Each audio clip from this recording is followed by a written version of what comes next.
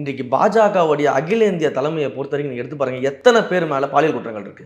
ஸ்போர்ட்ஸ்ல இருக்கக்கூடியவங்க எல்லாம் எதிர்த்து போராடிதான் நம்ம பார்க்கலையா, தெருவில் இறங்கி போராடினதை நம்ம பார்க்கல. அப்போ பாஜக எந்த அளவுக்கு பெண்களை சிந்திக்கிறது, பெண்களை எப்படி பார்க்குதுன்றதுக்கு இது ஒரு மிகச்சிறந்த உதாரணம். அது இன்னும் தமிழ்நாட்டை சேர்ந்த நயினார் நாகேந்திரன் இந்த மாதிரி பேசுறாருன்னா அப்போ அவருடைய கூட இருக்கக்கூடிய கட்சிக்காரங்க எப்படி பேசுவாங்க? அக்கா ஜோதிமணியை பத்தி ரொம்ப கீழ்த்தரமா பேசியிருக்கிறாங்க அந்த வீடியோவில். ஒரு மேடையை போட்டு அந்த மேடையை நின்று அப்படி ஒரு வார்த்தையை பேச முடியுமா? வெளியில சொல்ல முடியாது அந்த வார்த்தைகளை.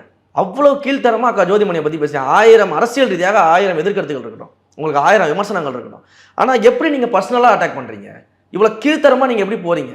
அப்போ பாஜகவோட டீனாகவே அது மாறிட்டு இருக்கு.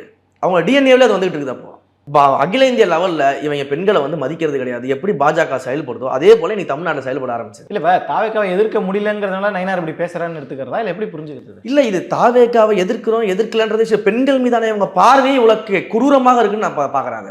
இங்கே பெண்களை இவங்க இப்படி தான் பார்க்குறாங்க, மிக கீழ்த்தரமாக பெண்களை பார்க்குறாங்கன்றது தான் பார்வையாக இருக்குது. அப்போ இதை அவருக்கு சரி செஞ்சுக்கலன்னா, சரி செஞ்சாலும் தமிழ்நாட்டில் ஒன்றும் பண்ண முடியாது.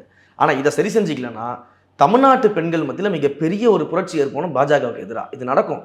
அவர் மன்னிப்பு கேட்குற வரைக்கும் இந்த உண்மையிலேயே சொல்கிறார். இவங்க மன்னிப்பு கேட்டாலும் ஆற போகிறது கிடையாது. ஆனால் பெண்கள் பாஜகவை எந்த இடத்துல வைக்கணும் அந்த இடத்துல வச்சிருவாங்க. ஏன்னா அவர் அதிமுக இருக்கும்போது அந்த மாதிரி விமர்சனம் எங்கேயுமே நம்ம பண்ணி பார்க்கல. அதுதான் சொல்கிறேன். பட் ஒன்ஸ் அந்த கட்சியுடைய டிஎன்ஏ அகில இந்த அளவில் அந்த கட்சி என்ன பண்ணிட்டு இருக்கோ அதை அவர் பண்ணிட்டு இருக்காரு.